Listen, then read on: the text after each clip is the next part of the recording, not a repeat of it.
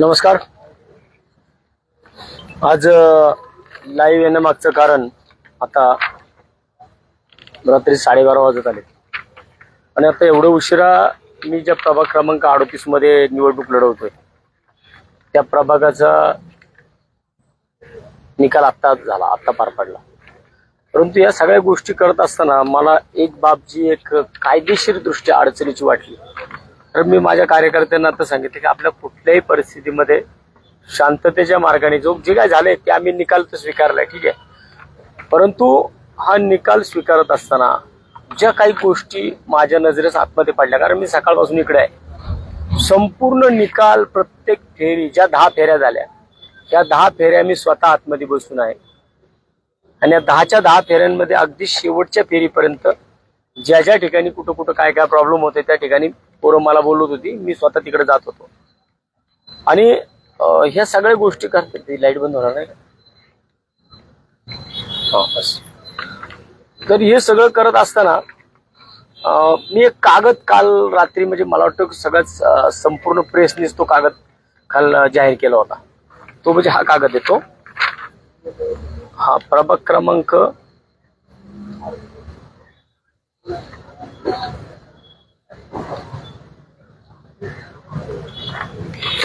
आता काय माहिती का, याच्यामधून कितपत फायदा होईल काय होईल या गोष्टी आता तो विषय संपलेला आहे. परंतु ज्या काही गोष्टी इथं समोर आल्यात त्या गोष्टी तर मला वाटतं की नागरिकांसंग बोलणं गरजेचे आहे. आता अनेक ठिकाणी निकाल झाले, चुकीचे निकाल झाले म्हणतात असं लोक. काही ठिकाणी कार्यकर्त्यांनी आंदोलनं केली, काय बंद पाडापाडी केली, बऱ्याच काही गोष्टी झाल्या. पण मी माझ्या कार्यकर्त्यांना सांगितलं की आपल्याला कोणत्याही परिस्थितीमध्ये, मी स्वतः म्हणजे अनेक लोक घरात बसून निकाल बघतात, परंतु मी जागेवरती असतो. मी 15 वर्ष झालं, ज्या वेळेस निवडणूक होती त्यावेळेस मी आतमध्ये असतो, ज्यावेळेस काउंटिंग चालू असतं त्यावेळेस मी आतमध्येच असतो आणि आज सुद्धा मी नेहमीप्रमाणे काउंटिंग आतमध्ये होतो. माझ्यामध्ये आणि भारतीय जनता पार्टीच्या उमेदवारामध्ये अतिशय कमी अंतर राहिलं होतं. म्हणजे मला वाटतं की 4थ्या-5व्या नाही, नितीनला बोलव पुढं, 4थ्या-5व्या फेरीला मला साधारण 1000 मतांचं लीड होतं माझ्यावरती, 1000 मतांचं. आणि 5व्या-6व्या फेरीला ज्या टायमाला मतदान मोस्टली काउंटिंग चालू झालं त्या टायमाला हे 1000 मतांचं लीड तुटून मी पुढे लीड दिलं. कारण त्या टायमाला कात्रज संतोषनगर भाग जो माझा सच्चाई माता मंदिर परिसर आहे या परिसरातलं काउंटिंग चालू झालं होतं आणि त्या ठिकाणचं काउंटिंग चालू झालेलं असताना मला जे काही 1000-1100 मतांचे लीड होतं ते तुटलं आणि मी 1000-1100 मतांचे लीड तोडून मी 500 मतांचे लीड दिलं. जवळजवळ 584च्या आसपास मी लीड दिलं होतं. आणि त्याच्यानंतर ना जो काही पुढे प्रॉब्लेम झाला 8व्या फेरीला माझ्याकडे फक्त ज्यावेळेस 7वी फेरी संपली त्या टायमाला माझ्यावरती फक्त 94 मतांचे लीड होतं, फक्त 94 मतांचं 7व्या फेरी अखेर. आणि 7व्या फेरी अखेर अचानकपणे 1 नंबरच्या मशीन पाशी संपूर्ण मशीन बंद पडलं. 1 नंबरच्या मशीनला मशीन बंद पडलं. मला तिकडे बोलवण्यात आलं, मला बोलून मला सांगितलं की साहेब हे मशीन बंद पडले. पोरांनी जागेवरती ऑब्जेक्शन घेतलं, आम्ही मशीन बदलू देणार नाही म्हणून.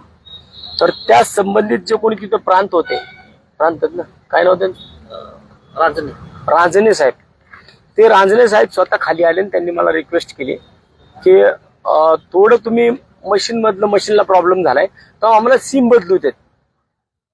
तर आता या टेक्निकली विषयामध्ये मला जायचं नव्हतं म्हणून मी त्या ठिकाणी त्यांना म्हणलं ठीक आहे करा. त्याच्यामध्ये सुद्धा पोरांनी विषय केला की सिम जर दुसऱ्या मशीनमध्ये टाकलं होतं नंबर तोच आला असता, पण नंबर तो येत नव्हता, नंबर हा वेगळा आला होता. आणि त्याच राऊंडला, म्हणजे ज्या राऊंडला मला फक्त 74 मतांचे लीड राहिलं होतं त्याच राऊंडला मला 740 मतांचे लीड पडलं 8व्या राऊंडला.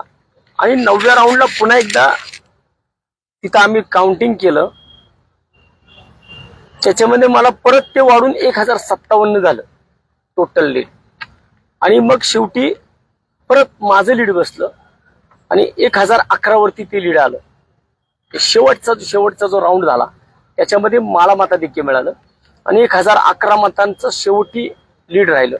परंतु हे सगळं करत असताना माझा मॅडमच्या विषयावरती बारकाईने लक्ष होतं आणि मी कालच्याला जो हा पेपर होता ना, हा पेपर माझ्या एकदम नजरेत होता. कारण बऱ्याच जणांनी मला हे फायनल अकाउंट टाकली होती, फायनल अमाऊंट टाकली. त्याची म्हणजे किती झाली, ही जी काय फायनल आहे ही फायनल होती ना 79,826 असं. हे मी कालच्याला पाहिलं होतं. मला हे स्वतः सहाय्यक आयुक्त मान्य बनगे मॅडम यांनी पाठवलेले पत्र आहे आणि हेच पत्र संपूर्ण पुणे शहरामध्ये प्रेस नोट म्हणून दिले गेले. आणि हे आता त्या मॅडम म्हणत होत्या की हे बदली होतं. असं कसं बदली होतं? कारण हे पत्र ऍड्रेस केले त्यांनी शहर निवडणूक अधिकारी तथा महापालिका आयुक्त पुणे महानगरपालिका, हे त्यांनी लीड केलेले आहे, त्यांना दिलेलं आहे. महापालिका आयुक्त हे मुख्य निवडणूक अधिकारी होते. अतिशय जबाबदारीने त्यांनी इकडे सही केली आणि सही करून त्यांनी आयुक्तांना हे पत्र दिलं. ही प्रेस नोट दिली आहे आणि मला हे जे मिळालं हे रात्री उशिरा मला मिळालं. मी ज्यावेळेस बनगे मॅडमला म्हटलं की आज फायनल आलं का, किती मतदान झालं, काय झालं म्हणून, तर त्यांनी मला हे पाठवलं. याचीच आता ही प्रिंट आहे. मग माझा एक प्रश्न मॅडमला मी आता केला की 79,826 हे तुम्ही म्हणले सकाळी 7:30 ते 5:30 या कालावधीमध्ये प्रभाग क्रमांक 38 मध्ये 79,826 मतदान झालं. आणि ज्यावेळेस मॅडमनी फायनल डिजिट सांगितलं आता, म्हणजे जर तुम्ही कालच्याला जी प्रेस नोट केली ना 79,000ची, 79,826 ची जर तुम्ही फायनल प्रेस नोट केलेली आहे, जी की तुम्ही जबाबदारीने पत्र मान्य आयुक्तांना दिलेलं आहे. आयुक्त हेच मुख्य होते त्याच्यामध्ये ना, निवडणूक अधिकारी म्हणून. इथं यांना जो तुम्ही 79,826चं पत्र दिलं आणि ज्या टायमाला मॅडमनी शेवटचा आकडा, मी मुद्दामून एकदम मी नितीनला सांगितलं होतं की माझ्या लक्षात आलं की काहीतरी आकड्याला घोळ होतोय. कारण त्यांनी अचानकपणे मला जो आकडा सांगितला होता तिथं, म्हणजे जो माईकवरती सांगितला त्यांनी,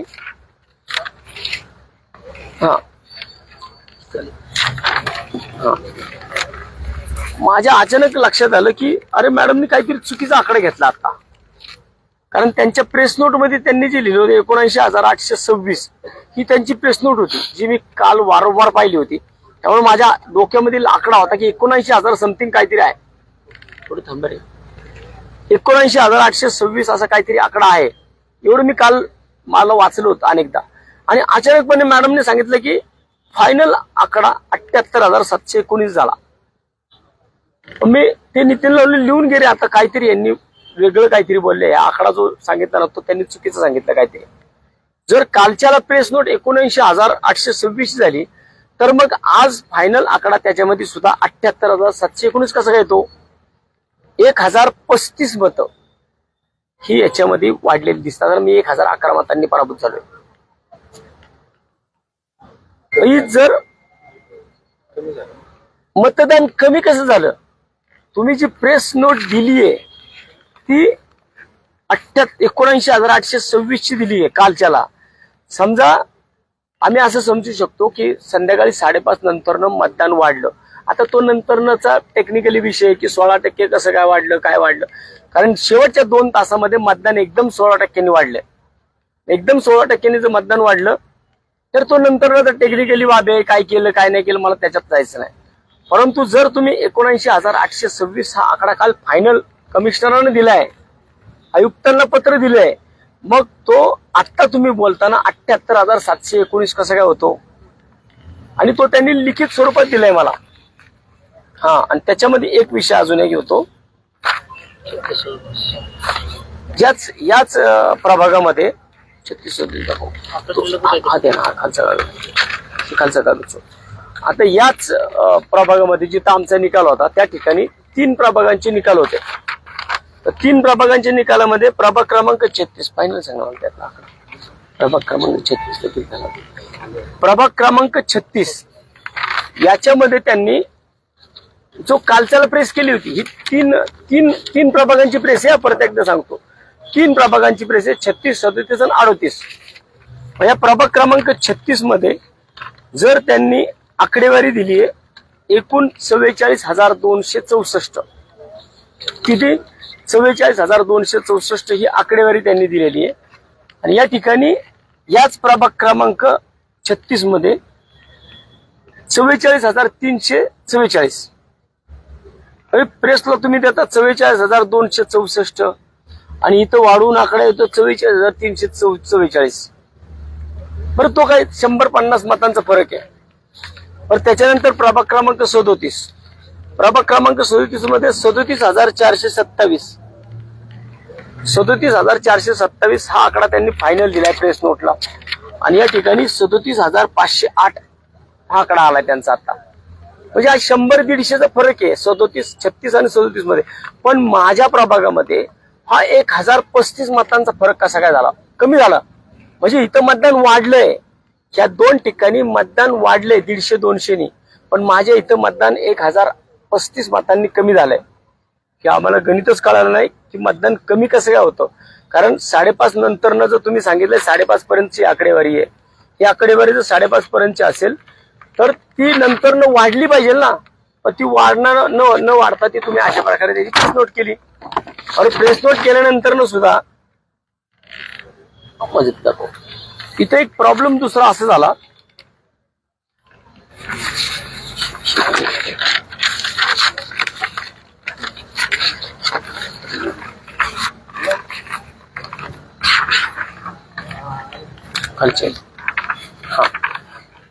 आता याच्यामध्ये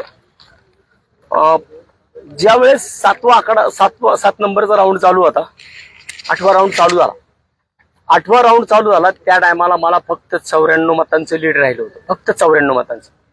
अजून 9वा आणि 10वा हे 2 राऊंड, 8वा 9वा 10वा 3 राऊंड शिल्लक राहिले होते. म्हणजे 7व्या राऊंड पर्यंत मला फक्त 94 मतांचं लीड राहिलेलं होतं. आणि ही त्यांची आकडेवारी आहे, ही माझी नाहीये. ही 94 मतांची आकडेवारी ही निवडणूक आयोगाची आहे, ज्या तिथं आरो मॅडम होत्या त्यांची आहे. की मला फक्त 94 मतं कमी पडली होती 7व्या. 8वीला ज्या टायमाला तिथं मला त्यांनी त्या प्रांतांनी बोलवलं की हे प्रॉब्लेम झालाय, इथं मशीन बंद पडली आहे, त्यामुळं तुम्हाला ह्याला दुसऱ्याच सिम टाकावं लागेल. आणि बरोबर त्याच राऊंडला तो राऊंड संपूर्ण थांबवण्यात आला होता. एक नंबरचाच इथं गोळ झाला होता म्हणून. तर त्याच्यानंतर बरोबर मला त्या राऊंडला 8व्या राऊंडला मला 740 मतांचं लीड पडलं. एवढं लीड मला अख्ख्या ह्याच्यात कुठंच पडलं नव्हतं. 740 मतांचं लीड मला एका राऊंड मध्ये कुठंच पडलं नव्हतं. हे पहिल्यांदाच मला राऊंड 8व्या नंबरच्या राऊंड मध्ये मला 740 मतांचं लीड पडलं. त्याच्यानंतर ते लीड दुसऱ्या राऊंडला पण अजून वाढलं, 350 मतांनी ते लीड वाढलं. तर ते 1057 झालं 9 राऊंड पर्यंत. आणि 10व्या राऊंडला जेव्हा जो फायनल राऊंड होता, त्या फायनल राऊंड मध्ये मी पुन्हा एकदा जवळजवळ 50 ते 60 मतांनी ना 45 मतांनी मी परत आघाडीवरती गेलो. सांगायचं हे एवढंच आहे की अशा प्रकारे जर निवडणुका होणार असतील ना तर मग चांगली लोक राजकारणात राहणार नाहीत. आज या ठिकाणी जर आपण पाहिलं, मला वाटते हा जो मी काही संशय व्यक्त करतोय हा सगळ्याच उमेदवारांनी घेतला पाहिजे. कारण मला वाटते सगळेजण आपले हारलो पडलो म्हणून निघून गेले होते बाहेर. लीड पण तशाच प्रकारचं होतं प्रत्येकाला, पण माझं तसं नव्हतं. माझ्या जनतेवरती पूर्णपणे विश्वास होता. मला माहिती होतं की मी मशीन सुद्धा हरवू शकतो. परंतु शेवटी मशीननीच घात केला आणि शेवटच्या 8व्या 9व्या 10व्या या राऊंड मधल्या मशीन बंद पडल्या. आणि 2 मशीन त्याच्यामध्ये एक नंबरच्या ह्याच्यावरती आणि 4 नंबरच्या ह्याच्यावरती ज्या 2 मशीन होत्या त्या 2 मशीन बंद पडल्या. आणि डायरेक्टली या मशीन बंद पडल्यानंतर त्या मशीन मधलं सिम काढून दुसऱ्या मशीन मध्ये टाकलं आणि त्या मशीन चालू केल्या. त्यामुळे हा सगळा घोळ झालाय. माझा फक्त निवडणूक आयोगाला आणि आयुक्तांना असेल किंवा समथिंग अजून जे कोणी असतील त्या सगळ्यांनाच माझा प्रश्न आहे की सगळ्या उमेदवारांनी ह्या गोष्टीकडे नीट पाहिलं पाहिजे. कारण एखादंच आयुष्य 5 वर्षांनी मागे जातं, बाकी काही नाही. कारण एक तर पहिली 4 वर्ष बिना निवडणुकीची काढली होती, तरी सुद्धा काम करत होतो आम्ही. आणि आज जे काही झालं, ज्या गोष्टी झाल्या त्या आम्ही स्वीकारल्या. असंच सुद्धा काही कुणाच्या चुका झाल्या असतील, गाववाल्यांच्या चुका झाल्या असतील, त्याच्यामधून 2-3 उमेदवार एका ठिकाणचे आले, 50,000 मतं तिघांमध्ये विभागली गेली म्हणून या सगळ्या गोष्टी. पण ही जी काय आकडेवारी आहे ना, ती आकडेवारी घातक की 1035 मतं माझी कमी होतात एका राऊंड मध्ये. सगळ्या राऊंड मध्ये मिळून 1035 मतं कालच्या प्रेस नोट मध्ये कमी होतात. आणि 1011 मतांनी बरोबर माझा पराभव होतो. हे कुठेतरी मनाला चटका लावणारा विषय म्हणून म्हटलं की मी आतापर्यंत सगळ्या गोष्टी तुमच्या संग शेअर करत आलो, या पण गोष्टी शेअर केल्या पाहिजेत. आता याच्यामध्ये मला जो काही कायदेशीर बाबी ज्या करायच्या ते मी आता इथून पुढे एखादा कायदेशीर सल्लागार घेऊन त्याच्यामध्ये जे काही मला करायचं असेल निवडणूक आयोगाच्या विरोधामध्ये, आयुक्तांच्या विरोधामध्ये मी ते करेल. परंतु माझी सगळ्याच कार्यकर्त्यांना एक हात जोडून विनंती आहे, कृपया कुणी इतर ठिकाणी ज्या गोष्टी झाल्या त्या गोष्टी कुणी करू नये, कुणी त्या भानगडीत पडू नये. जे जिंकले ते जिंकले. आपण पराभव हा ईव्हीएमनी केलेला आहे, आपला पराभव असा होऊ शकत नाही. कारण 1011 मतं 1035 मतं हे जे काही प्रॉब्लेम आहे ना, हा 1035 मतं मला बरोबर माझी कमी होतात सगळ्या मशीनमधली आणि 1011 मतांनी माझा पराभव होतो. आणि शेवटी या सगळ्या गोष्टी आयुष्यामध्ये चालत असतात. पण ठीक आहे, आपण जे काही आपली कायदेशीर लढाई असेल ते आपण पुढं लढूया. पण मला जो काही मला विश्वास इथे मिळाला ना की आज 20,000-21,000 मतं मला पडली. जोक नाहीये की सत्ताधाऱ्यांच्या विरोधामध्ये 21,000 मतं. मला मागच्या टर्मला 12,500-13,000 मतं होती आणि आता मला या ठिकाणी 21,000 लोकांनी माझ्यावरती विश्वास ठेवला आहे. किंवा 21,000 मतं ही काय 21,000 लोकांचे आशीर्वाद हे काय कमी नाहीये. आणि हा दुसरा एक विषय राहत त्यामध्ये बरोबर. आता एक टेक्निकली बाबा अजून आहे बघा की आम्ही तू कुठे लिहिलं आम्ही कुठलं नाही का 4-5 त्यांनी लिहून घेतले तू लिहून घेतलेलं ते नाही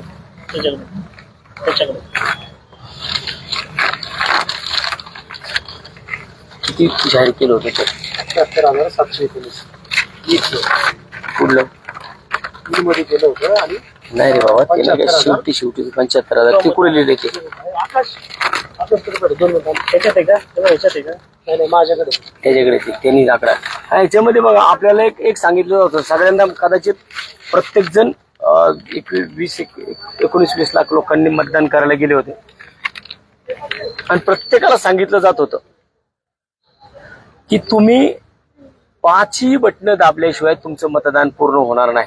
बरोबर.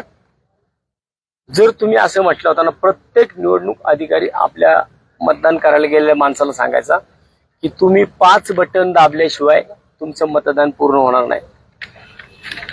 मग तुम्ही जर 5 बटन दाबल्यानंतर मतदान पूर्ण होणार नाही, मॅडमने आत्ताचा आकडा किती सांगितला होता? 78,719. हा, पहिल्यांदा सांगितलं 19,826 आणि नंतरनं सांगितलं 78,719 म्हणजे 1,035 मतं तिकडे कमी केली.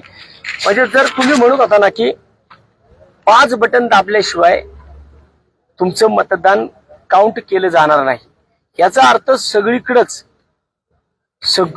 म्हणजे ह्या प्रभागातल्या 5ही गटामध्ये अ ब क ड ई या ठिकाणी सगळीकडे 78,719 मतदान होणं गरजेचं होतं. बरोबर ना. कारण 5 बटन दाबल्याशिवाय तुमचं मतदान पूर्ण होत नाही असे अधिकारी म्हणत होते. याच्यामध्ये मला कुणीतरी समजून सांगितलं पाहिजे ना बाबा की मग असं कसं काय झालं. ब मध्ये जर इथं 78,719 मतदान झालं, 719 मतदान झालं होतं, तर ब मध्ये सुद्धा ती आकडेवारी तेवढीच यायला पाहिजे होती 78,719ची.